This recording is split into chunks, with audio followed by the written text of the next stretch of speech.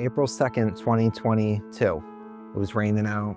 I did 2 360s and I hit 5 trees. I was medevaced by helicopter to JFK, and I was in a coma for 2 months or so. I couldn't speak, couldn't eat. I'm lucky to even be alive today. Joe came to us after being discharged from acute care and then subacute rehab. He came to day program 5 days a week for occupational, physical, speech therapy, cognitive therapy, and psychology. When Joe first started at the group home, staff did assist him frequently with, his everyday living skills, laundry, things like that. Now, he's been discharged from physical therapy, speech therapy, and he now attends Ocean County College as well as coming to our day program 1 day a week.